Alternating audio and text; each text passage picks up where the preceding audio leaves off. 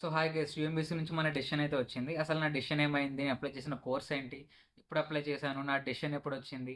అసలు అడ్మిట్ వచ్చిందా? రిజెక్ట్ వచ్చిందా? అసలు ఈ అప్లికేషన్ నాకు ఎంత ఖర్చు అయింది? సో కంప్లీట్ డీటెయిల్స్ ఈరోజు ఈ వీడియోలో మీతో డిస్కస్ అయితే చేసుకోబోతున్నాను. సో నేను ఈ అప్లికేషన్ అనేది డిసెంబర్ 29th అయితే స్టార్ట్ చేశా. సో అప్లికేషన్ అనేది నేను ఏసీసీ గ్లోబల్ ద్వారా అయితే అప్లై చేశాను. సో ఈ అప్లికేషన్కి నాకు $50 అయితే ఖర్చు అయింది. అండ్ యూఎంబీసీలో నేను మాస్టర్స్ ఇన్ డేటా సైన్స్కి అయితే అప్లై చేశాను. సో ఈ అప్లికేషన్ అనేది అప్లై వెబ్ పోర్టల్ ద్వారా అయితే నాకు కన్సల్టెన్సీ వాళ్ళు అప్లై చేశారు. సో ఇదే పోర్టల్ ద్వారా మనం హ్యూస్టన్ కూడా అప్లై చేసాం. సో ఆల్రెడీ నేను హ్యూస్టన్ డెసిషన్ వీడియో అయితే అప్లోడ్ చేశాను.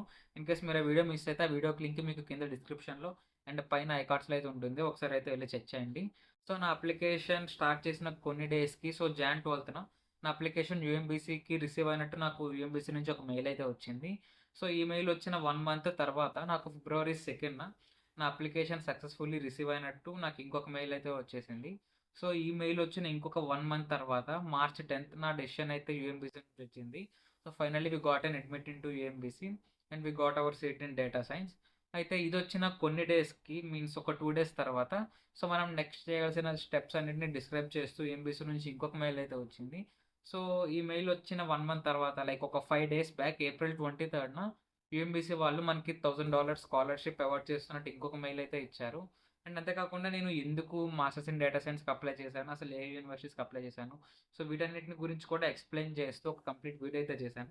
ఇన్కేస్ మీరు వీడియో మిస్ అయితే ఆ వీడియో లింక్ కూడా మీకు కింద డిస్క్రిప్షన్లో అయితే ఉంటుంది.